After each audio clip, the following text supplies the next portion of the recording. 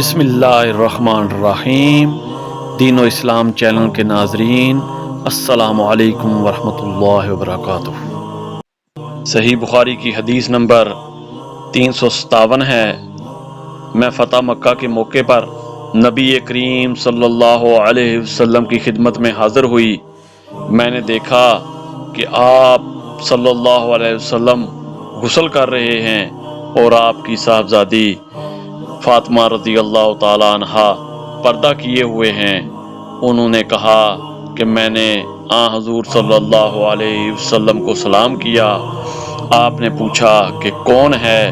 میں نے بتایا کہ ام ہانی بنت ابی طالب ہوں۔ آپ نے فرمایا اچھی آئی ہو ام ہانی۔ پھر جب آپ نہانے سے فارغ ہو گئے تو اٹھے اور 8 رکعت نماز پڑھی، ایک ہی کپڑے میں لپٹ کر۔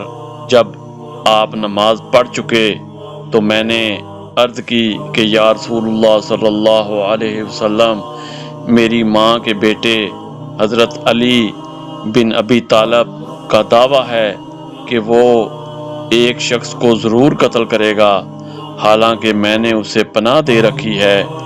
یہ میرے خامد حبیرہ کا فلاں بیٹا ہے۔ رسول اللہ صلی اللہ علیہ وسلم نے فرمایا کہ ام ہانی،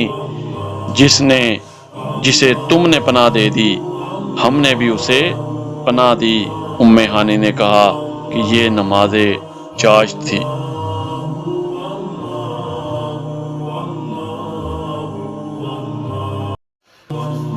قرآن و حدیث کی تعلیمات کے لیے دین و اسلام چینل کو لائک اور سبسکرائب کریں۔